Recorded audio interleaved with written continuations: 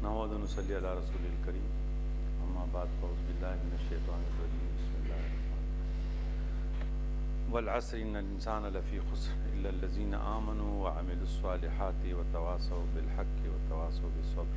सदक़ल्लाहु मौलाना। दोस्तों, service class की हमारी मुल्क की तारीख़ कुछ ज़्यादा अच्छी नहीं, सेंट्रलाइज्ड हो रही है मसला सारा। तो 1973 कॉन्स्टिट्यूशन से पहले ये पोजीशन थी कि हमारा सर्विस जो थी वो कॉन्स्टिट्यूशनल प्रोटेक्शन रखती थी और हमारा सर्विस का हर मसला रिट जुरिस्डिक्शन के ज़रिए सुपीरियर कोर्ट्स डील करती थी। 73 में चूँकि आइन बना तो आइन में ट्रिब्यूनल्स का तस्वर लाया गया, स्पेशल ट्रिब्यूनल्स, उसमें एडमिनिस्ट्रेटिव ट्रिब्यूनल्स बनाए गए, जिसके लिए तमाम सूबों ने और फेडरेशन ने अलग अलग से सिविल सर्वेंट एक्ट पास किए। उस वक़्त चूँकि कोऑर्डिनेशन कुछ ज़्यादा थी, इसलिए सभी ने उसी एक एक्ट के अल्फाज को कॉपी किया और उसको प्रोविंस का नाम दे दिया और साथ में उस हर सिविल सर्वेंट के हुकूक के लिए सर्विस ट्रिब्यूनल भी बना दिया गया। तकरीबन 1 साल के अंदर अंदर सर्विस ट्रिब्यूनल बना दिया गया। सो इस तरह वजूद में आया वो स्ट्रक्चर जो आजकल काम कर रहा है। हर सूबे का अलग है सिविल सर्वेंट एक्ट, हर सूबे का ट्रिब्यूनल अलग है, फेडरेशन का अलग है। और वक्त के साथ साथ इसमें चेंजेस भी होते रहे, तो मौजूदा पोजीशन थोड़ी सी मुख्तलिफ हो गई है कि हर सूबे ने अपना एक अलग रास्ता भी इख्तियार किया है।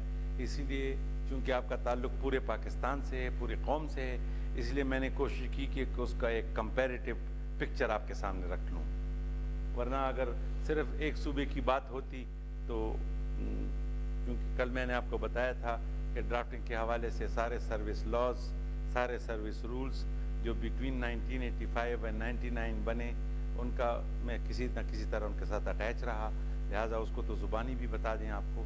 लेकिन चूँकि मैं नेशनल लेवल पे बात करना चाहता हूँ, लिहाजा मैंने कंपैरेटिव स्टडी, कंपैरेटिव एक टेबल सी इसमें अटेम्प्ट किए, वो इंशाल्लाह आपके साथ शेयर करेंगे। जैसे मैंने ज़ुबानी बताया कि 73 से पहले कॉन्स्टिट्यूशनल का मसला था, 73 कॉन्स्टिट्यूशन के बाद रेगुलेटेड बाय लॉ हो गया। वो रेगुलेटेड बाय कॉन्स्टिट्यूशन था, ये रेगुलेटेड बाय लॉ हो गया। प्रोविंसेस ने सब बनाया और हम हर एक ने अपने END रूल्स भी फ्रेम किए। और ये आपको बताऊं कि तमाम END रूल्स भी बिल्कुल डिटो कापी थे एक दूसरे के, कोई फ़र्क नहीं था। सेंटर ने बनाए, सूबों को नमूना दिया, चूँकि नए नए सूबे बने थे, उन्होंने वही कॉपी किया और मामला ठीक ठाक से चलता रहा। लेकिन कुछ थोड़ी सी इसीलिए मैं पहले ये बात करना चाहता था आपसे कि तमाम सर्विस लॉज या END रूल्स स्पेसिफिकली उसके तहत क्या होता था, क्या कौन कौन सी अथॉरिटीज़ काम करती थी। तो END रूल्स के तहत 3 ऑफिसर्स काम करते थे।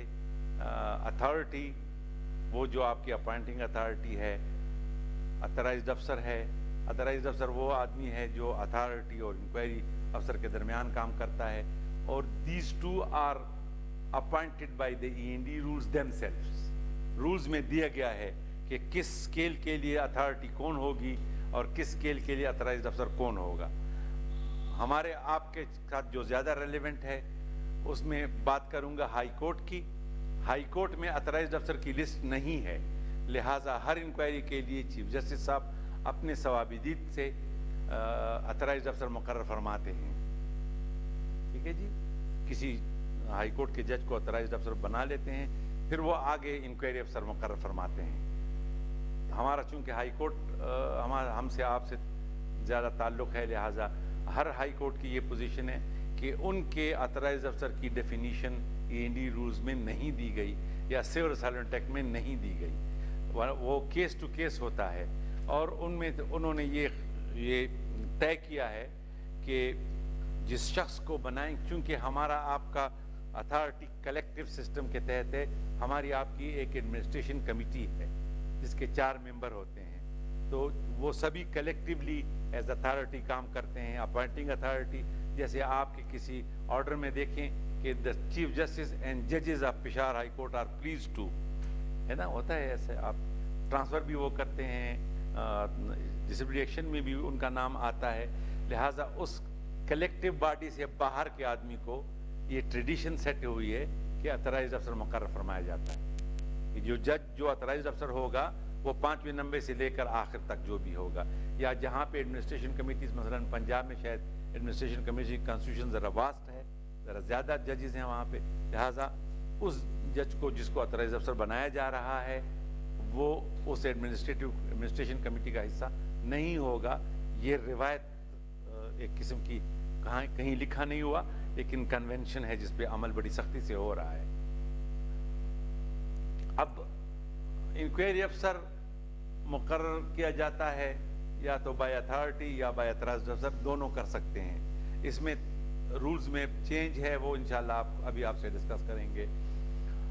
اور ایکشن انیشیٹ ہوتا تھا, یہ پرانی میں پوزیشن بتا رہا ہوں, جو سٹینڈرڈ پوزیشن تھی 1973 کی, اس جب نیا یہ سسٹم ایڈاپٹ کیا گیا تھا, اس وقت یہ تھا کہ ایکشن انیشیٹ ہوتا تھا either by the authority or by the authorized officer with the approval of authority.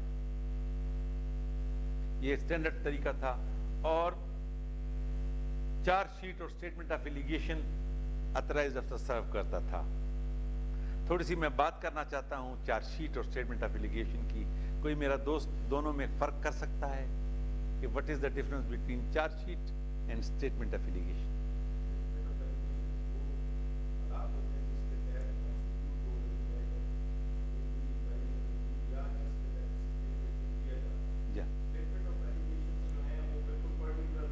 Charge sheet particular ہوتی ہے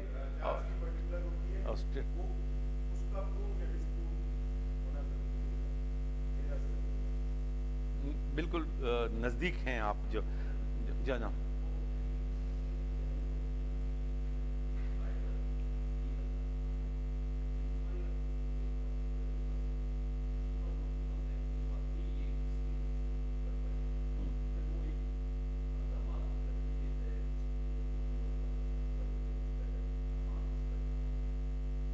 نہیں, ایسا ہے کہ یہ دونوں ایک ساتھ سرو ہوتی ہیں. چارج شیٹ اور اسٹیٹمنٹ اپلیکیشن ایکیوزڈ آفیسر کو ایک ساتھ ملتی ہیں. اگر میں اس طرح پٹ اپ کروں, اس کو اس طرح ترتیب دوں تو زیادہ شاید, کہ statement application gives the background of the charges. It gives us brief background of the charges. Charges بڑے اسپیسیفک ہوتے ہیں.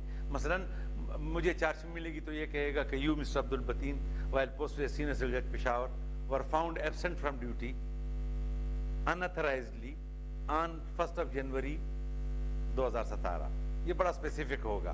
یا فرض کریں میرے خلاف ایلیگیشن ہے کہ میں نے کوئی بنگلنگ کی ہے فائنینشلی, تو مجھے جو چارج شیٹ دیا جائے گا اس میں کہ میں نے اتنے فنڈ نکالے, ڈی ڈی او نکالے اور اس کو اکاؤنٹ فار نہیں کیا.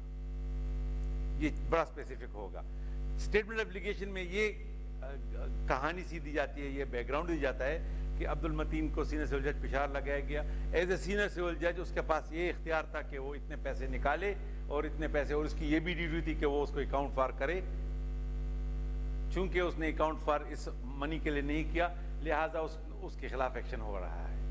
اور انکوائری پروسیڈنگز میں آپ کو خدا نہ کرے ایکیوزڈ آفیسر کو چارج شیٹ کا جواب بڑا اسپیسیفکلی دینا ہوتا ہے. اسٹیٹمنٹ آف ایلیگیشن کا جواب دینا ضروری نہیں ہے.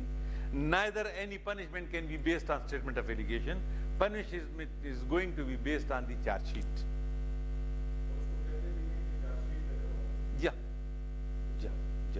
اس کو اسٹیٹمنٹ آف ایلیگیشن اس کو دیتے ہیں, لیکن جواب وہ چارج شیٹ کا دیتا ہے. اور چارج شیٹ وہی بہتر ہوتا ہے جو اسپیسیفک ہو, جو اسپیسیفک ہو. میں آپ کو بالکل بھی ریسنٹ مثال دوں گا. یہ میرے جو کے پی کے دوست ہیں, یہ مجھے they will bear me out, اور میں اس پروسیس کا حصہ اس وجہ سے بننے سے میں نے تھوڑا سا معافی بھی چاہی کہ جو ابھی کے پی میں کوئی 15-16 آدمی نکالے گئے, 13 بند, ان میں سے ان کے چارج شیٹ کا پہلا چارج یہ تھا کہ according to the report of the agencies your reputation is not up to the mark. ٹھیک, اب یہ بالکل ہی ویگ ہے, بالکل ہی ایبسٹریکٹ ہے, یہ تو کوئی بات ہی نہیں ہے, ریپوٹیشن تو کوئی بات ہی نہیں ہے. تو یہ میرے جانتے کدھر اجمل نہیں ہے آج, کیا وجہ ہے؟ اچھا, یہ لوگ جانتے ہیں کہ مجھے بلایا گیا, چیف جسٹس صاحب نے کنٹیکٹ کیا, میں آیا ہائی کورٹ, مجھے کہا یہ انکوائری کرنی ہے اور آپ ہمارے ساتھ تھوڑا سا کچھ کام کریں یہ انکوائریز. تو when I went through those notices, so I pleaded that there should be an inquiry and the charge should be specific. My point of view was not taken and I simply withdrew کہ نہیں میں اس process کا حصہ, because میں ساری عمر charge sheet بناتا رہا, پورے کے پی کے افسران کے لیے بناتا رہا, اور میرا یہی سٹانس ہوتا تھا کہ بھئی چارج شیٹ اگر اسپیسیفک نہیں ہے تو مت کرو یہ سارا ایکسرسائز. کل کو ہائی کورٹ, سپریم کورٹ میں, سروس ٹریبیونل سپریم کورٹ میں یہ کہا جائے گا کہ charges was abstract and not specific, inquiry غلط ہے, تو پھر کیا فائدہ ہے؟ تو اسی لیے, اور اس کے ساتھ میں نے یہ بھی عرض کیا دو سینئر موسٹ ججز کو کہ جی طارق کھوسا ایک مشہور پولیس آفیسر تھے اور بڑے آنیسٹ, اور اس کے کیس میں سپریم کورٹ نے یہ ہولڈ کیا کہ the report of the agencies is a hearsay evidence at best which cannot be made the basis of the punishment. تو ہم جس چیز کو سپریم کورٹ نے کہا ہے اس کو اگر پشاور ہائی کورٹ کرے گا تو کیا ہوگا. and I am of the view کہ وہ جو پروسیڈنگز ہوئی ہیں اس پہ کہیں نہ کہیں ضرب پڑے گی جو اس طرح کی. تو اس لیے عرض یہ کرنے کا مطلب, یہ پشاور ہائی کورٹ کی اس کی نفی نہیں کرنی میرا مطلب تھا, صرف آپ کو ایک ایگزامپل دینا تھا کہ charges has to be specific, اور اتنے اسپیسیفک جتنی اسپیسیفک ہو سکتی ہے. کسی پہ یہ چارج لگانا کہ آپ کا رویہ ٹھیک نہیں ہے, عدالت میں آپ فرعون بن کر بیٹھتے ہیں, میں نے دیکھا ہے ایسا, I have been through this process.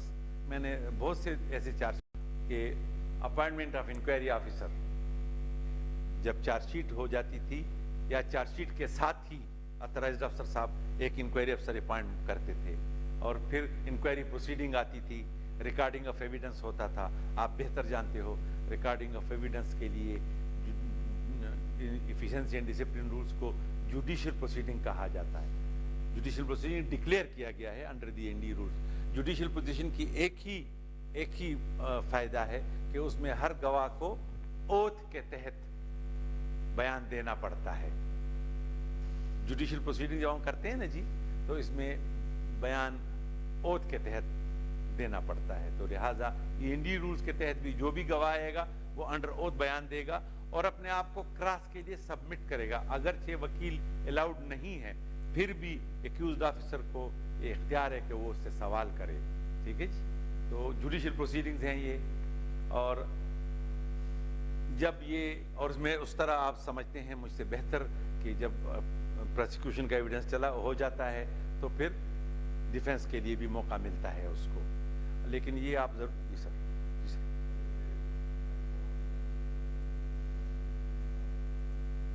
جی جی.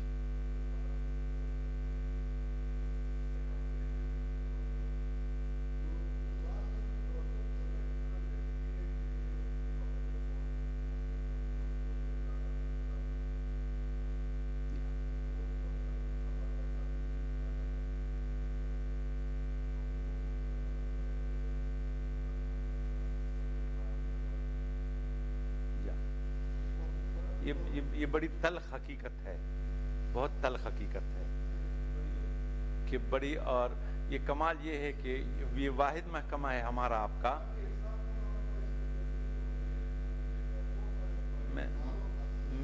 مجھے بات کرنے دیں تھوڑا سا, انصاف. I'm sorry.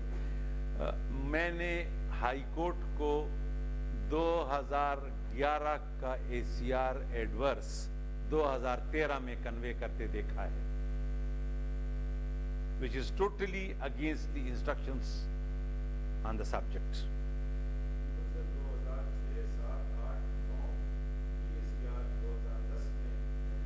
اور اس کی کوئی ریکگنیشن نہیں ہے, اس کا کوئی نوٹس نہیں لیا جاتا. حالانکہ ACR کا انسٹرکشنز ہے کہ مارچ تک پورا کرے ACR لکھنا اور جون سے پہلے کنوے کر دے تاکہ نیکسٹ ACR لکھنے پر اس بدبختی کا اثر نہ ہو. یہی حال ہے کہ ہم نے ایک انکوائری کا نام رکھ دیا ہے fact finding inquiry which is not recognized by anything like AND rules, like tribunal کا جو ایکٹ ہے اس پہ فیکٹ فائنڈنگ انکوائری یا پریلیمنری انکوائری کا جو ایک جن ہمارے ہاں آ گیا ہے. دس از ٹوٹلی انلیگل اور اس میں پنش کیا جاتا ہے, اس میں ٹارچر کیا جاتا ہے گورنمنٹ سرونٹ کو, اور وہ غریب آگے سے بولتا نہیں.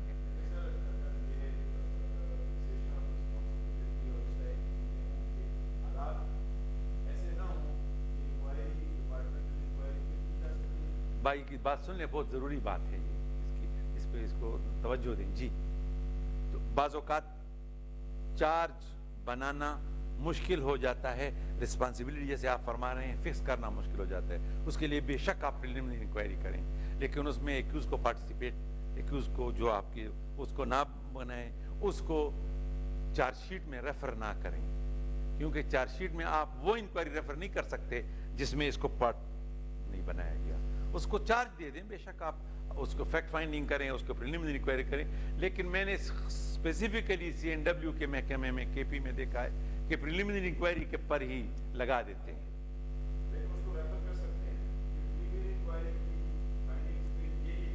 نہیں, اگر آپ ریفر کریں گے تو پھر وہ انکوائری کی رپورٹ لا کر پیش کرنی ہوگی, وہ کس نے کی, کن حالات میں کی. آپ نے پریلیمنری انکوائری کی, فیکٹ فائنڈ کیا کہ اس شخص نے گڑبڑ کی, اس کو ڈائریکٹ چارج کر دیں, وہ کرے گا اپنا ڈیفنس جو بھی ہے.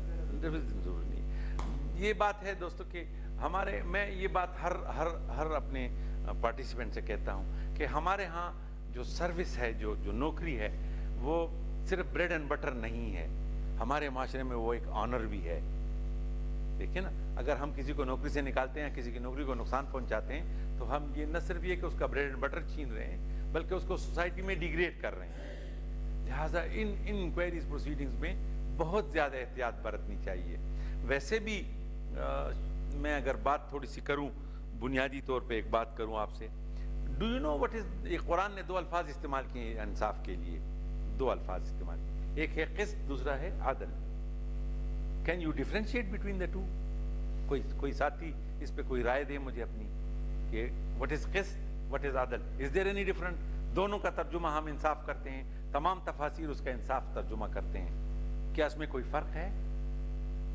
بیک گراؤنڈ میں یہ اس لیے بتا رہا ہوں کہ جب قسط کا ذکر آتا ہے تو وَأَقِیمُوا الْوَزْنَ بِالْقِسْطِ وَلَا تُخْسِرُوا الْمِیزَانَ, جب آپ میزان کرو تو قسط کو قائم کرو, ٹھیک ہے نا.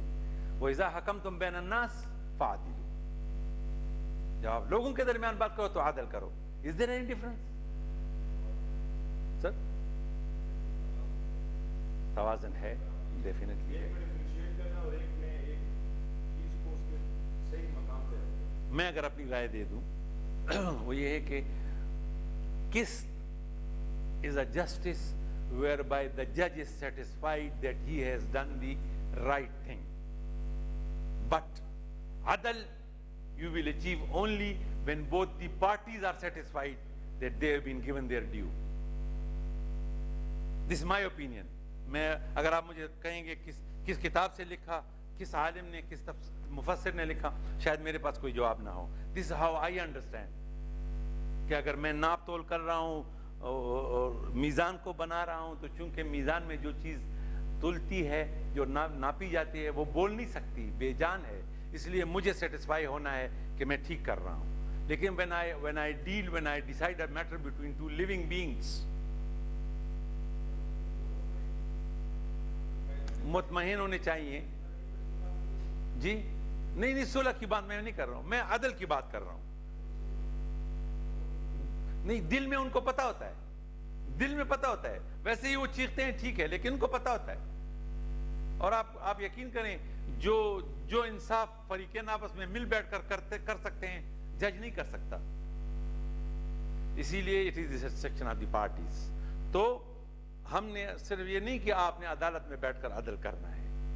ہر کلرک نے, ہر چپڑاسی نے, ہر تحصیلدار صاحب نے, ہر کمشنر نے, ہر انجینئر نے, ہر ڈاکٹر نے اپنے آپ کے ساتھ اپنی پیشے کے ساتھ عدل کرنا ہے. اور اس کا ثبوت کوئی ایک اور قرآن کی ایک بہت زبردست آیات ہے. یہ جو قرآن میں سب سے لمبی ایک آیات ہے جو سورہ بقرہ کے آخری حصے میں ہے. یا ایھا الذین آمنوا اذا تداینتم الی اجل مسمى. آپ پڑھیں قرآن کو, یہ قرآن کی سب سے لمبی آیات ہے. اس آیات میں اللہ تعالیٰ نے پورا کنٹریکٹ ایکٹ بند کر دیا ہے, پورا کنٹریکٹ ایکٹ بند کر دیا ہے. کیوں, کیسے؟ اور پھر کمال ہے اس کنٹریکٹ ایکٹ کے لیے سٹینڈرڈ کیا رکھا ہے. حکم یہ ہے کہ اگر ہم حاضر کا سودا کرتے ہیں, میں 2 روپے دیتا ہوں, آپ سے یہ کاغذ لیتا ہوں, اس میں تو خیر ہے. لیکن اگر کر کے لیے بات کرتا ہوں تو الی اجل مسمى, اگر کوئی چیز کل تو پھر میں نے لکھنا ہے. بالکل واضح ہے. اور جب آپ کے لکھنے پہ آتے ہیں تو قرآن کا کمال, اس کا معیار دیکھیں. وہ کیا کہہ رہا ہے؟ وہ کہہ رہا ہے کہ جو کوئی لکھے گا وہ عدل کے ساتھ لکھے گا. کیسے عدل کرے گا لکھنے والا؟ دونوں فریقین جن کے درمیان وہ کاغذ لکھ رہا ہے, ان دونوں کے مفادات کا خیال کرے گا. اور ساتھ میں یہ بھی لکھا ہے اسی آیات میں, ضرور پڑھیے گا, میری درخواست ہے کہ جس کو لکھنا پڑھنا آتا ہے وہ لکھنے سے انکار نہیں کرے گا. اگر 2 فریق اس کے سامنے آ جائیں کہ جی ہم نے معاہدہ کیا ہے, زمین بیچی ہے, بلڈنگ بیچی ہے, کار ہمارے لیے لکھ لو, تو وہ انکار نہیں کرے گا. ہمارے ہاں تو 2000 15,000 مانگتے ہیں, ورنہ انکار نہیں. قرآن کا حکم ہے. پھر اس پہ 2 گواہ ہوں گے, دونوں عادل ہوں گے, ذوا عدل, دونوں گواہ عادل ہوں گے. جب وہ گواہی دیں تو دونوں فریقین کے درمیان بیلنس رکھیں. عدل دراصل بیلنس ہے, جیسے آئین صاحب نے فرمایا عدل ہے ہی بیلنس. تو جب وہ گواہی دیں تو عدل کریں.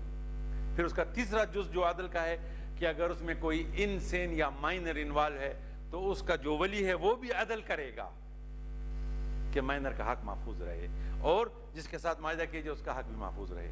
تو جب قرآن عدل مانگتا ہے لکھنے والے سے, گواہ سے, ولی سے, جج سے, تو میں نے بار ایسوسیشن کو 8 میں ایک دفعہ کہا کہ وہ کلا سے عدل نہیں مانگے گا, because they claim to be the officer of the court. تو کون سا وکیل ہے جس کی کنڈکٹ سے دونوں فریقین مطمئن ہیں. اس لیے عدل کا یہ نظام یہ بالکل وہ ہے, اجتماعی ہے. اس میں سب نے ایک دوسرے کے ساتھ. جی سر,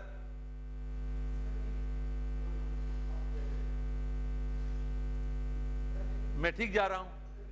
اچھا. تو عدل کا یہ سارا نظام اجتماعی ہے. عرض کرنے کا میرا مطلب یہ ہے کہ جب کوئی بندہ انکوائری کرے تو اس شخص جس کے خلاف انکوائری ہو رہی ہے اس کے لیے پورا اپنا دل کھول دے کہ میں اس کے ساتھ عدل کروں. کیونکہ جناب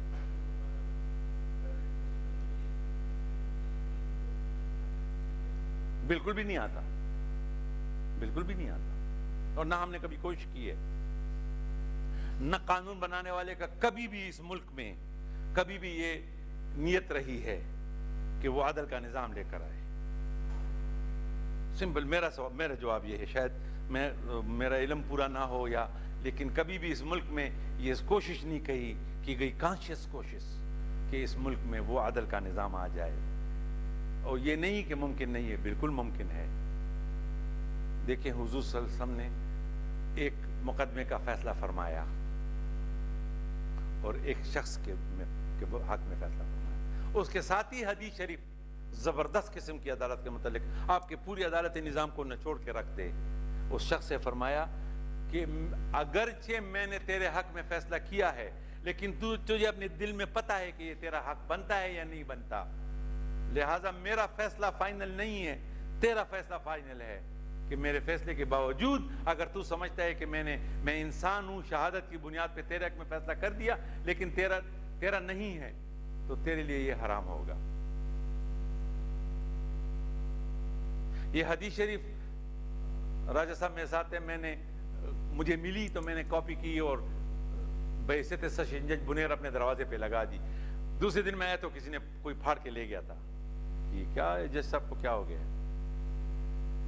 حضور صلی اللہ علیہ وسلم فرماتے ہیں کہ جب میں آپ کے حق میں فیصلہ کروں اور آپ کے دل میں آپ کو یہ پتہ ہو کہ یہ مال آپ کا نہیں ہے, صرف شہادتوں کی چالاکی کی وجہ سے آپ میرا فیصلہ لے گئے, کیونکہ وہ تو انسان تھے, اور انہوں نے انسان بن کے دکھایا, کبھی انسان سے ابو نہیں انہوں نے کلیم کیا.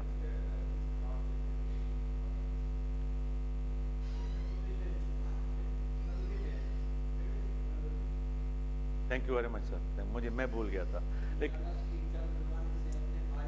جی چرب زبانی کا لفظ اس میں استعمال ہوا, چرب زبانی کا لفظ استعمال ہوا.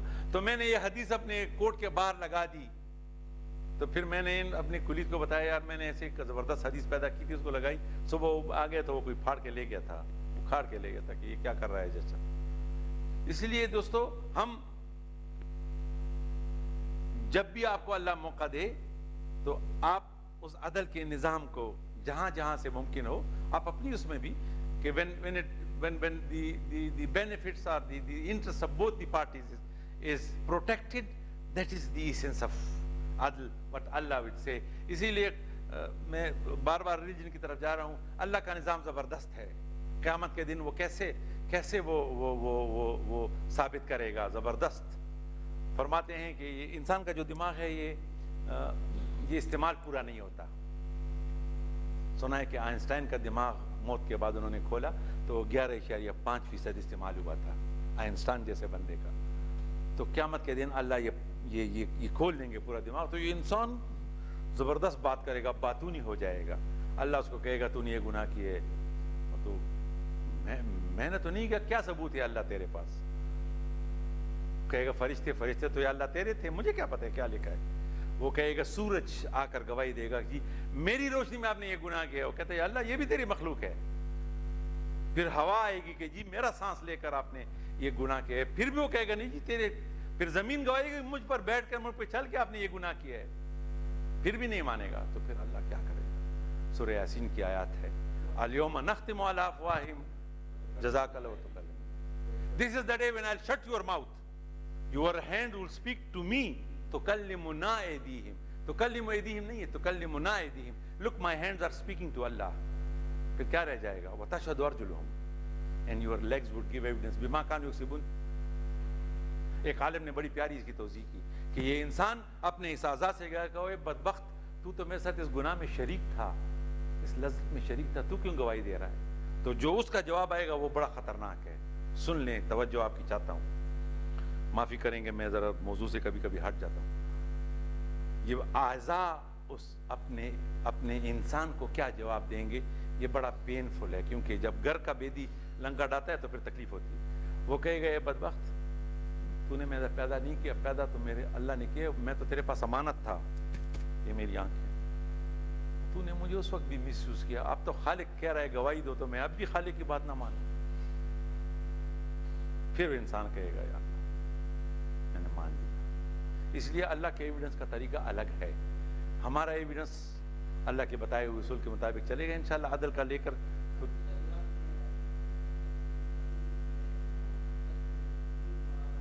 ابھی اس میں لکھا ہوا ہے, میں آگے جا کے بتا رہا ہوں, ڈے ٹو ڈے ہیئرنگ ہوگی, ود ان 30 days ہوگا, اور 30 days نہیں ہوگا تو آپ اپنی ریزن لکھیں گے, اور ایکیوزڈ آفیسر اپنے اس کو اتھارٹی کو خط لکھ سکتا ہے. لیکن اتھارٹی کے پاس یہ اختیار نہیں ہے کہ وہ کہہ دے کہ بھئی تیری انکوائری نہیں ہوئی تو لہٰذا میں تجھے چھوڑ دیتا ہوں. پھر بھی کوئی فائدہ نہیں ہوا. جب تک جزا اور سزا دونوں کو بیلنس نہیں کریں گے کوئی قانون نہیں بتائے گا. اسی لیے میں آ رہا ہوں اس پہ. اچھا, سبمیشن آف انکوائری, یہ ذرا بہت ضروری ہے کہ انکوائری افسر کیا لکھے گا. اس پہ سپریم کورٹ کی کئی رولنگز ہیں. انکوائری افسر کی یہ ڈیوٹی ہے کہ لکھے کہ charge number 1 proved, charge number 2 not proved. میرا انکوائری افسر کہتا ہے کہ a lenient view should be taken, he should be punished, he should be given minor punishment. This is not the job of inquiry officer. نہیں ہے.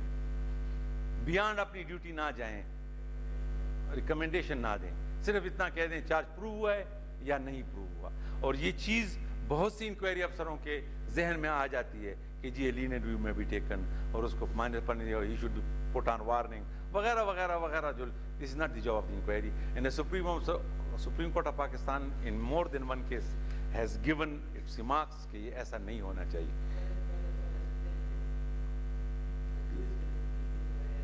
Authority کو اس سے متاثر نہیں ہونا چاہیے, اتھارٹی سے.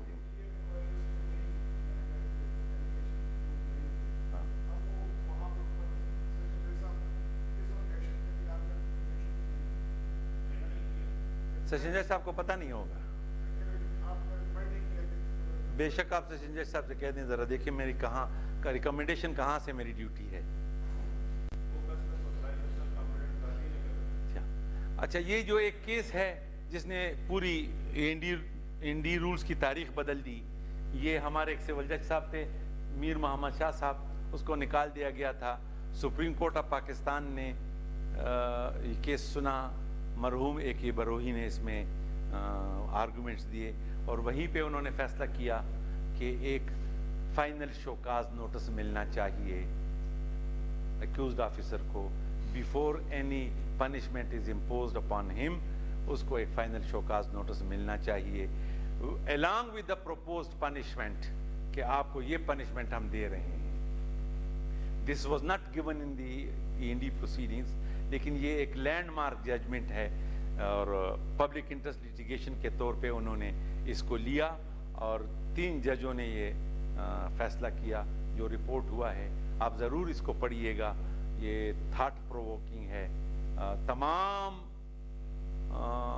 प्लीज़ एक्यूज की उन्होंने रिजेक्ट कर दी, लेकिन इस बात पे केस को रिमांड कर दिया कि इसको प्रोपोज्ड पनिशमेंट के लिए सेकंड शोकाज देकर, लिहाजा उस शोकाज को अभी लॉ का हिस्सा बना दिया गया है। आगे चल के आएगा।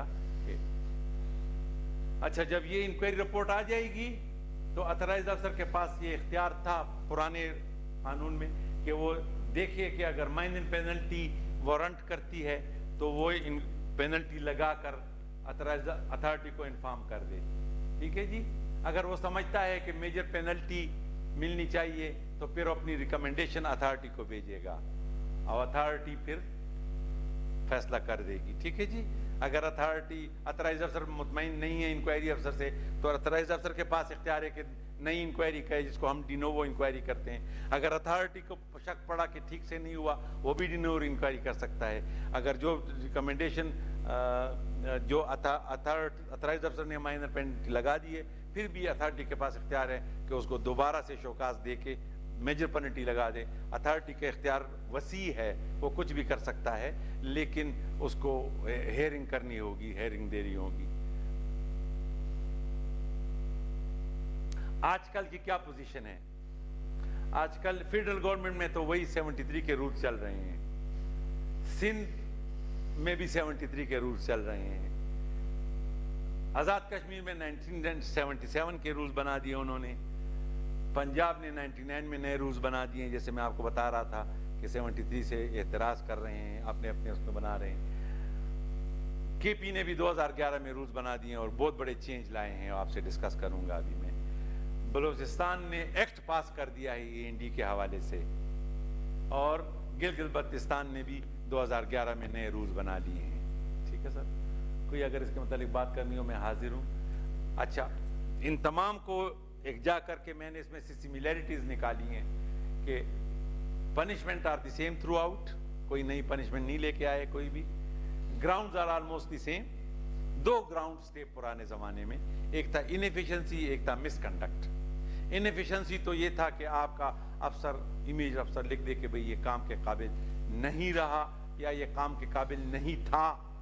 कोई इवेंट बाद में भी हो सकता है कि भाई इस वजह से ये काम के काबिल नहीं रहा, इसको प्रोमोट किया गया, ये प्रमोशन के काबिल नहीं था, वगैरह वगैरह। इनएफिशिएंसी ऐसी एक खासियत है जो पहले से मौजूद होगी या बाद में आ जाएगी, दोनों में हो सकता है। मिसकंडक्ट ये है कि गवर्नमेंट ने हमारे लिए कंडक्ट रूल्स बनाए हैं, हाई कोर्ट ने भी आपके लिए जुडिशियल कंडक्ट रूल्स बनाए हैं। उन कंडक्ट रूल में से किसी रूल की खिलाफ वर्जी को मिसकंडक्ट कहा जाएगा। ये बहुत बड़ा वास्ट टर्म है, और जो END रूल्स में एक खूबसूरत सा जुमला उसमें डाल दिया गया था 1988 में, वो आपके सामने पेश करता हूँ। उसमें बहुत सा इसको नेट को वास्ट कर दिया गया है।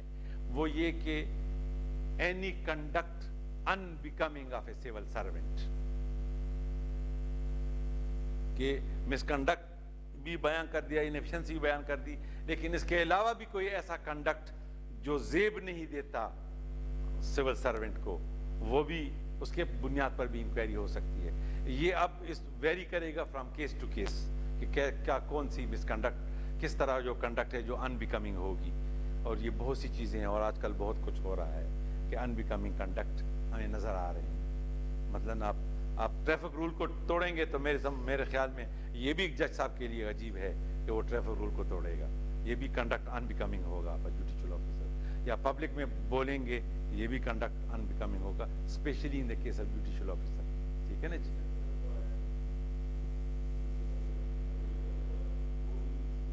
कौन सा लीगल राइटर? मेरा दोस्त अहमद सुल्तान तरीन साहब की बात कर रहा है, जिन्होंने चीफ जस्टिस के खिलाफ रेफरेंस अरसाल किया। उस पर मुझे कोई एतराज़ नहीं, शायद वो फील कर रहे हो ठीक होगा, लेकिन चूंकि वो प्रॉपर चैनल से नहीं गया, लिहाजा वो मिसकंडक्ट है मेरी नज़र में। As a student of law, may be you differ with me, you got a right.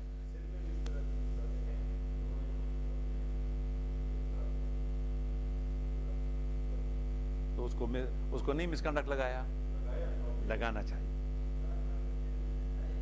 ना? हाँ, तो उसका हक है, वो आपका बॉस है। देखें, जब आप आम सिटीजन से गवर्नमेंट सर्वेंट की तरफ जाते हैं तो you gain some privileges, at the same time you lose some privileges. अगर हम जैसे जुडिशियल ऑफिसर भी कानून को जूती की नोक पर रखें तो फिर क्या होगा? अब आप अंदाजा लगाएं, 4000 जुडिशियल अफसर हैं, सब चीफ जस्टिस के खिलाफ, फर्ज करें हमारे सूबे में 2000 और 2000 चीफ जस्टिस के खिलाफ रेफरेंस लगा लें विदाउट प्रॉपर चैनल, तो क्या ख्याल है आपका, क्या होगा? ना भेजें, लेकिन उन्होंने तो कर दिया। इख्तियार है, डेफिनेटली है, डेफिनेटली है।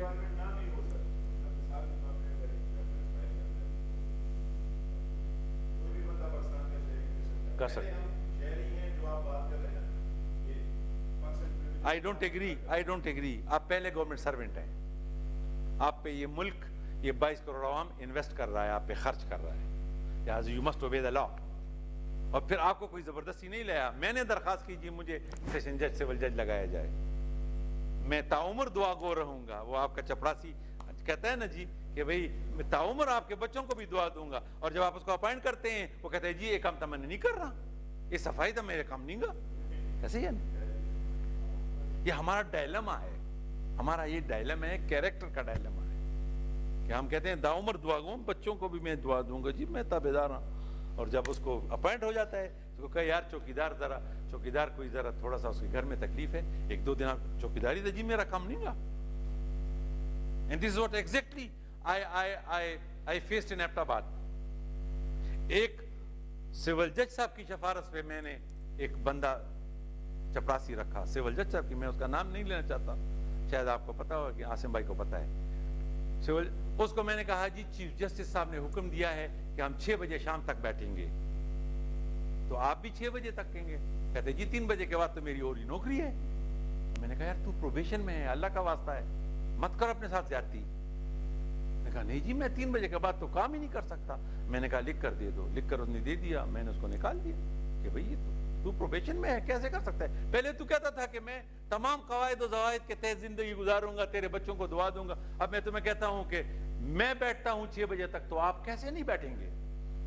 चलता कर दिया। He went to the high court, Tariq Parvez साहब ने उसके ऐसे रेट बिठा के उसको वकील के मुंह पे मार दी कि क्या होता है। इसीलिए हम पहले गवर्नमेंट सर्वेंट हैं एंड वी मस्ट ओबे। अगर नहीं करेंगे तो दुनिया बड़ी है, जाएं आप। लेकिन when you are a government, when you are in Rome,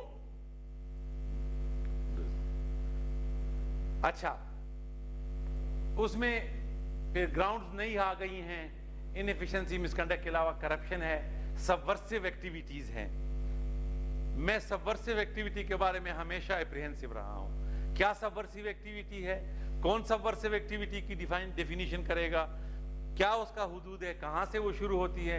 I have been always against it कि ये क्या सबवर्सिव, क्या गवर्नमेंट सर्वेंट ने क्या सबवर्सिव करना है, और जिसने सबवर्शन करना है उसने करना ही है। आपसे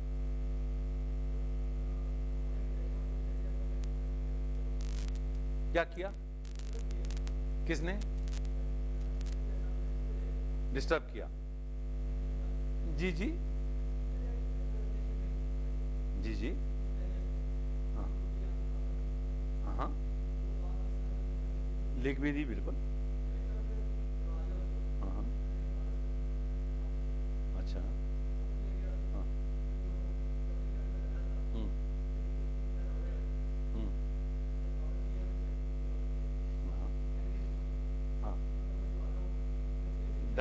सीनियर सोल्जर को, अच्छा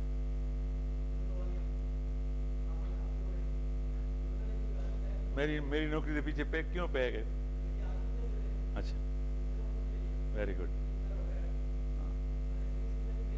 उन्हें भी नहीं, मैं हाई कोर्ट को भेज रहा हूँ। हाँ,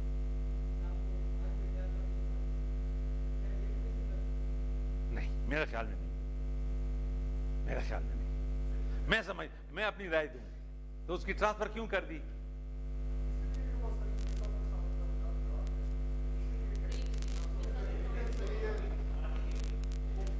अच्छा, चलें आगे चलते हैं। मेरा ख्याल है मैं इस पे तबसरा ना करूं तो बेहतर है।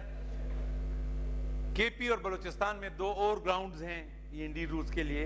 वो ये है कि प्ली बारगेन अगर कोई करेगा तो वो उसके खिलाफ भी हो जाएगा, बल्कि अब तो कह दिया कि प्ली बारगेन के खिलाफ कुछ भी नहीं होगा, बस उसको नहीं सीधे घर भेज।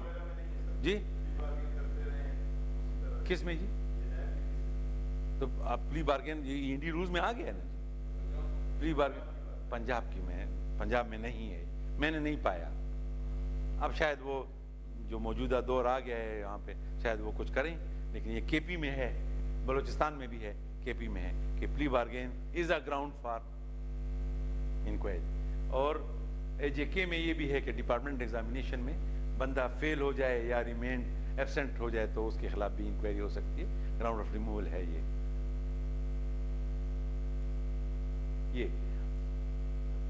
ये चेंज सूरत हाल में मैंने एक नक्शा बनाया है आपके से शेयर कर रहा हूं कि who can initiate action. Federal में और एजेके में और सिंध में अथराइज्ड अफसर एक्शन करेगा। केपी ने अथराइज्ड अफसर का इंस्टीट्यूशन खत्म कर दिया है। केपी ने अथराइज्ड अफसर को इंस्टीट्यूशन को खत्म कर दिया है, लिहाजा वहां सब कुछ अब वहां एक अथॉरिटी है, एक इंक्वायरी अफसर है, दरमियान में कोई नहीं है, जिसने बहुत कबाहतों को जन्म दिया है। क्योंकि मेजॉरिटी ऑफ द केसेस में अथॉरिटी चीफ मिनिस्टर है, उसके पास कोई टाइम नहीं है कि वो डिसिप्लिनरी एक्शन का, और वैसे भी वो थैंकलेस जॉब शायद ना करे। इसलिए सब चीज़ें केपी की से मुझे ये फीडबैक मिल रही है, क्योंकि वहाँ भी कभी लोग मुझे बुलाते हैं इस पे बात करने के लिए, तो वहाँ के स्टाल हो गया सारा कुछ, तो अभी वो सोच रहे हैं दोबारा उस अथराइज्ड अफसर को लाने के लिए। पंजाब में अथॉरिटी करेगा, केपी में भी अथॉरिटी करेगा, बलूचिस्तान में भी अथॉरिटी करेगा, गिलगित बल्तिस्तान में भी अथॉरिटी करेगा, इनिशिएशन ऑफ इंक्वायरी। ठीक, एक बहुत बड़ा मसला ये आ गया है कि इंक्वायरी करनी भी चाहिए या नहीं, या डायरेक्ट शोकाज दिया जाए। ठीक है जी, उसके लिए भी अथॉरिटीज मैंने की है कि पंजाब में भी ये फैसला अथॉरिटी करेगा, जीबी में करेगा, बलूचिस्तान में करेगा, केपी में करेगा। सिंध फेडरेशन और एजेके में अथराइज्ड अफसर का इख्तियार है कि वो ये लिख कर रीजन दे दे कि इंक्वायरी नहीं होनी चाहिए। ये on it self, on the record, on the face of the case it is proved, लिहाजा इसमें इंक्वायरी की जरूरत नहीं है। मसलन ऐसे केसेस में कि भाई हमारे यहाँ केपी में ये मसला था, शायद अब भी हो, कि डॉक्टर साहब छुट्टी लेकर चले जाते थे बाहर कि जी मैंने FRCS करना है, MRCP करनी है वगैरह, और फिर वो वहाँ पे उसको मेजॉरिटी ऑफ द केसेस में कोई अंग्रेज खातून पसंद आती थी, वहीं रह जाता था, या उसको नेशनलिटी मिल जाती, या कोई बेटर जॉब मिल जाता था, तो बियॉन्ड 2 साल 3 साल छुट्टी जो थी वो फिर नहीं आता था, और न कोई तो उसके खिलाफ इंक्वायरी के लिए जब मेरे पास केसेस आए तो मैंने उसमें ये ओपिनियन दी, जिसको प्रूव किया गया कि इसमें कोई चीज़ करने की ज़रूरत नहीं है। सिंपल अखबार में एक शोकाज नोटिस दे दें कि भाई अगर आप नहीं आए तो आपके खिलाफ करेंगे, और वो नहीं आया तो I remember about 200 doctors, both male and female, were ousted from service with a single order. फिर बड़े बहुत से लोगों ने मुझे भी शायद बुरे अल्फाज में याद किया हो, लेकिन एक मसला हल हो गया उसकी वजह से। ये जो है कि भाई कोई ज़रूरत नहीं है इंक्वायरी की, एक शिक डाली गई लॉ में। If no inquiry is to be conducted, तो फिर क्या करना है? उसके लिए भी एक show cause notice to be issued containing the grounds of action and the propose punishment. ये याद रखें, प्रोपोज पनिशमेंट नहीं करेंगे तो सुप्रीम कोर्ट की उस वर्ड की खिलाफ वर्जी हो जाएगी। इसलिए अगर आप इंक्वायरी समझते हैं इंक्वायरी की जरूरत नहीं है तो फिर शोकाज नोटिस दे दें, उसमें प्रोपोज एक्शन दे दें और प्रोपोज اور یہ بھی کہہ دیں کہ کوئی مطلب ضرورت نہیں ہے. کچھ صورتیں ایسی ہیں جس میں شوکاز نوٹس دینے کی اجازت بھی نہیں ہے. وہ ہے سیکورٹی آف پاکستان اور سبورسیو ایکٹیویٹیز. بس اگر آپ کے اتھارٹی نے کہہ دیا کہ آپ سبورسیو ایکٹیویٹیز ہیں تو بس بیڑا غرق ہے. کوئی ایسی اس میں نہ شوکاز کی ضرورت ہے، نہ آپ کو سے پوچھنے کی ضرورت ہے، اور ہوتا رہا ہے ایسا. جہاں پہ when it is not practicable to give such an opportunity to the accused، یعنی وہ اتنے آخر میں پہنچ گیا کہ اس کو یہ کرنا بھی بس وہ ہے، اس کو جلدی جلدی فارغ کرنا ہے. اور اگر وہ کے پی اور بلوچستان کی شکل کی جوریسڈکشن میں اگر اس نے پلی بارگین کر لیا ہے تو اس کو شوکاز نوٹس بھی نہ دیں، سمپلی اس کو ریموو کرنا ہے سروس سے. ٹھیک ہے جی. کوئی ایسی اس میں کوئی جی سر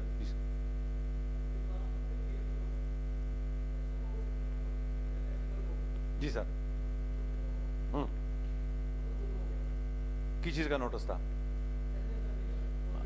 اچھا گم ہو گیا.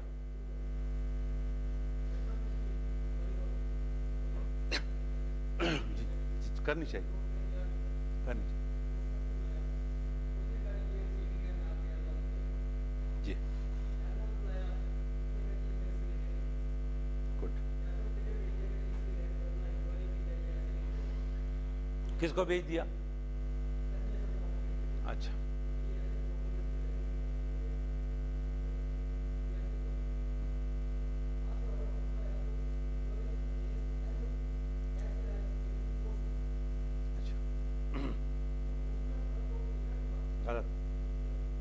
غلط نہیں کر سکتے.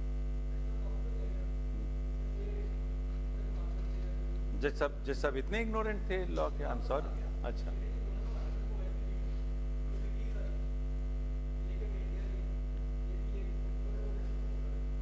اچھا پھر تو پوسٹ مین کی ڈپارٹمنٹ نے کہا کہ دس از نن آف یور بزنس. ہاں اچھا نہیں میں نے کہہ دیا نہیں.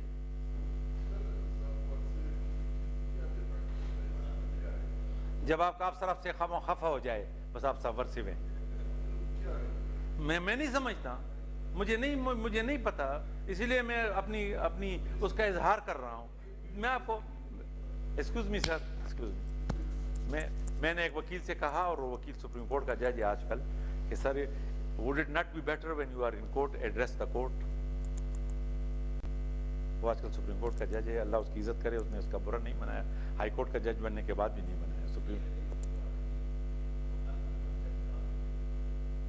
وکالت کا کنسیپٹ کہاں سے ڈرائیو ہوتا ہے؟ آپ کے لا سے. اسلامک لا میں بھی تھا لیکن اس سینس میں نہیں تھا. دیر were not professional وکیلز، وہ صرف یہ فیسیلیٹیٹرز تھے، اور ان کو بڑے ثواب کا انڈیا بھی دیا گیا. بقول آپ کے جو دو بہت بڑے اسلام کے ججز تھے، and I call them scholars، اس کو شیخین کہا جاتا ہے، امام ابو محمد اور امام ابو یوسف. آپ دونوں حضرت اس کے شاگرد تھے، امام ابو حنیفہ کے شاگرد تھے. خود انہوں نے عدالت نہیں کی، ان دونوں پہ یہ کہا کہ آپ عدالت ضرور کرو، اور ان کی فیصلوں کا مجموعہ موجود ہے. شاید اس کا نام مجھے نہیں آیا. جی جی ہاں بالکل. تو اور ان کی عدالتوں میں یہ بات چلی تھی کہ جو لوگ نہیں سمجھتے اسلامک لا کو، ان کے لیے وکیل کا فیسیلیٹیٹر کی معنی میں ان کا انتظام کیا. اور یہ ایک پورا جو ہم اللہ آپ کو بھی انشاءاللہ موقع دے گا، شریعت کورس آپ کریں گے انشاءاللہ شریع اکیڈمی میں، مجھے شریعت کورس کریں گے تو ان کی لائبریری بہت بڑی لائبریری ہے. وہاں سے ڈاکٹر صاحب سے پوچھ لیجئے گا، جو ڈاکٹر منیر صاحب ہیں، انہوں نے پورا اس پہ ایک کتاب لکھا ہے. جی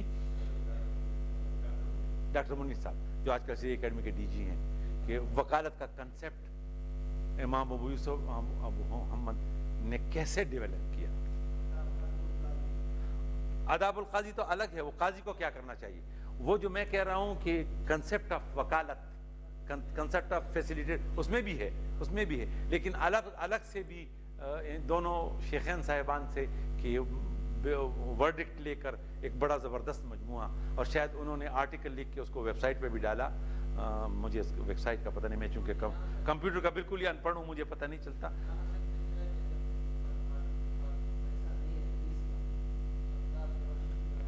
اس کو دیاڑی دے دی. سبورسو ایکٹیویٹی کے حوالے سے میں نے ایک جھک ماری، میں آپ کو بتاتا ہوں کیا کیا میں نے. پورا اصل واقعہ تو نہیں بتا سکتا، کیمرہ آن ہے تو، لیکن یہ کہ مجھے بلایا گیا as RTI commissioner world press freedom day پر. World press freedom day Serena hotel میں ایک پروگرام ہوا جس میں آپ کے بڑے بڑے آئے، حامد میر صاحب آئے، بادامی صاحب آئے، موہت پیزادہ صاحب آئے، اور PID کے لوگ آئے، بہت سے. انڈیا سے بھی ایک بڑی زبردست RTI کے ایکٹیوسٹ ارونا جی آئی، 75 ایئر کی. تو وہاں پہ جب مجھے اسٹیج پہ بلایا گیا تو میں نے ان سے کہا کہ جی میری عمر اس وقت 64 تھی، میری عمر 64 سال ہے، اور شاید کوئی 8-9 سال کی بند عمر میں اخبار، چونکہ میں بہت زیادہ پڑھتا ہوں، تو 8-9 سال کی عمر میں اخبار پڑھنا شروع کیا. تب سے پاکستان خطرے میں ہے، نازک حالات، ملک کی جغرافیائی اور سرحدوں کو خطرہ ہے، اور نظریہ پاکستان ڈوب رہا ہے، اور پاکستان خطرے میں ہے، اور پتہ نہیں آدھا بدن میرا کٹ چکا، اب بھی خطرہ نہیں ٹلا، خطرہ ہے اور خطرہ ہے. وہ تو خیر ہر جگہ موجود رہے. تو مجھے سمجھ نہیں آئی، یہ اتنے لوگ بیٹھے ہوئے ہیں، جو مشاہد حسین صاحب تھے وہ پریزائڈ کر رہے تھے، کہ یہ اگر اتنی بات سمجھا دیں کہ یہ خطرہ کب سے شروع ہوا، کہاں جا کر اس کا، میرا کیا آدھا اور بدن چلا جائے گا بلوچستان کی شکل میں، اس کے بعد یہ خطرہ ٹل جائے گا، کیا ہوگا؟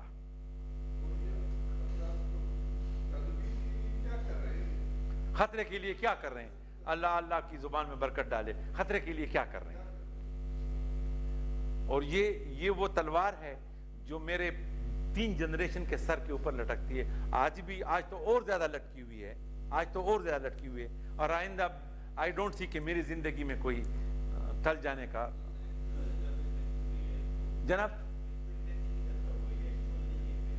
ہم یہ تو نہیں کہہ سکتے پھر ہم غدار کے جائیں گے، اور شاید میں غائب بھی ہو جاؤں، کیونکہ میرا ریکارڈ ذرا خراب ہے، تو اس لیے میں کچھ نہیں کہہ رہا اس بارے میں. ایبٹ آباد میں مجھ سے ایک غلطی ہوئی ہے فاش قسم کی، اس لیے میرا ریکارڈ خراب ہے. تو میں نے مشرف کے خلاف کیس رجسٹر کرنا الاؤ کیا تھا when he was president of Pakistan. یہ میرے کولیگ جانتے ہیں. اور اس کا جو مجھے امیجیٹلی جو نقصان ہوا، اور جو اب تک نقصان ہو رہا ہے،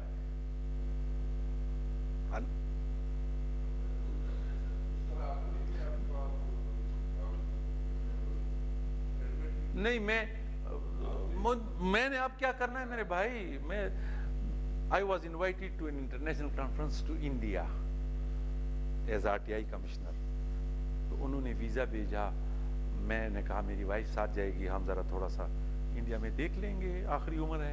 تو 6 مہینے کا ویزا بھی انہوں نے لگا دیا. 6 مہینے کا ویزا پاکستانی کو نہیں لگاتے، لیکن چونکہ RTI کے ہمارے وہاں پہ جو کولیگ رہے، خاص کر وینکٹیش صاحب، تو وہ بہت زیادہ ایکٹیو ہیں، تو انہوں نے ویزا لگا دیا. مجھے ٹیلی فون کیا وہاں سے کہ آپ جا کر انڈین ایمبیسی سے، آپ کا میں نے نام، پروفائل، تصویر رکھی ہوئی ہے، آپ انڈین سفیر سے مل کے وہ لے لیں، بیکاز سفیر وانٹڈ ٹو میٹ یو.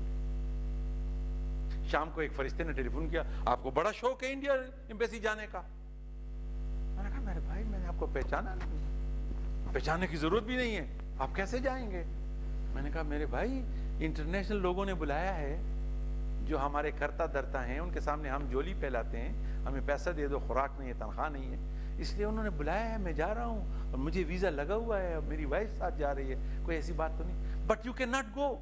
میں نے کہا انشاءاللہ میرا رب مجھے لے جائے گا، آپ نہیں روک سکیں گے، لیکن یہ بتانا کہ میں نے کیوں ایسا کیا کام کیا ہے.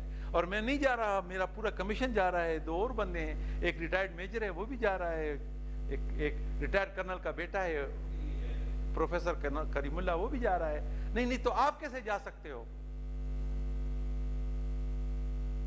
میں نے کہا میں نہیں جاتا بیٹا، آپ کہتے ہیں تو نہیں جاتا. And then I had to جی طاقت وقت، جس کے ہاتھ میں لاٹھی اس کے ہاتھ میں یہ اس کی بینس ہے. تو یہ جو سبورسیو ایکٹیویٹیز ہے، جیسے بھائی نے فرمایا، میں نہیں کہنا چاہتا تھا بعض چیزیں کہہ دیے، کیمرہ آن ہے. واللہ خیر رازقین.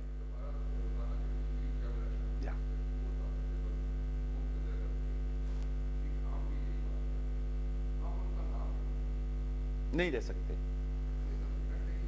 میں مشورہ دوں گا، نہیں لیں گے آپ. میں مشورہ دوں گا، آپ نہیں لیں گے. ورنہ آپ کلاس کے باہر مجھے ملے، میں آپ کو بتاؤں گا کیا کیا ہو سکتا ہے. ہاں انشاءاللہ. میں چاہتا ہوں کہ آپ پھلے پھولیں. صرف آپ کی سروس آپ کی نہیں ہے، آپ کی بیوی بچوں کی ہے، آپ کے والدین کی ہے، آپ کے کزنز کی ہے، آپ کی پوری فیملی کی، آپ کی پوری ٹرائب کی ہے. ہمارے ہاں میں نے عرض کیا پہلے کہ یہ جو ہماری سروس ہوتی ہے، یہ صرف ہمارا بریڈ اینڈ بٹر نہیں ہے، یہ آنر ہے. اس لیے یہ باتوں پہ نہ ڈسکس کیا کریں. جی میرا خیال ہے فنڈامنٹل رائٹس تو پاکستان میں پہلے ہی ڈسٹ بن میں پڑے ہوئے ہیں.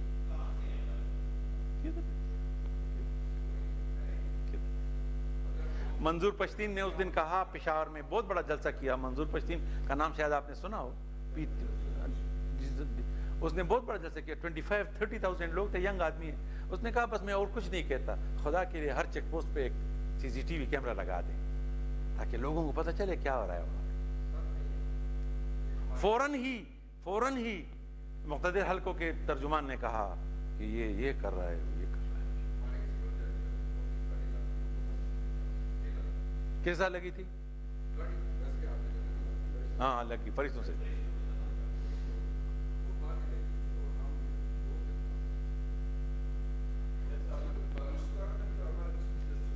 ایگزیکٹلی.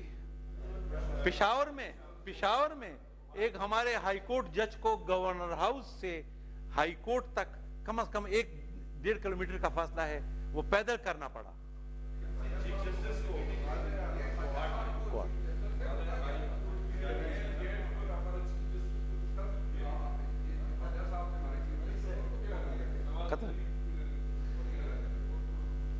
اچھا آگے چلتے ہیں جی، ٹائم بہت کم ہے. نماز بھی جمعہ کی چلی گئی، اللہ معاف کرے. پروسیجر آف انکوائری کیا ہوگا؟ Charge sheet and statement delegation are to be issued by, یہ جو مختلف اتھارٹیز میں نے دی ہیں، اور کہ کنڈکٹ انکوائریز، اگر انکوائری کرتی ہے تو پھر اپائنٹمنٹ آف انکوائری افسر ہوگا، انکوائری پروسیڈنگز ہوگی، ریکارڈنگ آف ایویڈنس ہوگا، ڈیفینس بھی ہوگا، سبمیشن آف انکوائری رپورٹ. میں نے یہ اسپیسیفکلی اس میں لکھا ہے کہ یہی ہوگی کہ charge proved not proved. Appointment of departmental representative, یہ ڈیولپمنٹ ہے، پہلے نہیں تھا. آج کے ہر END رولز میں یہ لکھا ہوا ہے کہ بھئی ایک ڈپارٹمنٹل اپائنٹ اتھارٹی وہ ریپرزینٹیٹیو بھی ہوگا تاکہ وہ انکوائری افسر کو فیسیلیٹیٹ کر سکے. اور اس کی بھی وہ لکھی ہوئی ہے کہ اگر وہ نہیں کرے گا تو وہ بھی مس کنڈکٹ کرے گا. کہا ہے آپ کو کہ انکوائری کنڈکٹ نہیں ہوگی when the government servant is convicted of an offense other than corruption by court of law. Corruption کے علاوہ اگر اس کے پاس اس کے خلاف مرڈر کا کیس ہو گیا، کوئی اور ہو گیا، چوری کا کیس ہو گیا وغیرہ وغیرہ، تو وہ اور اس کو سزا ہو گئی تو he should be removed from service immediately. اور government servant is absent from duty, یہ اس میں انکوائری کی ضرورت نہیں ہے.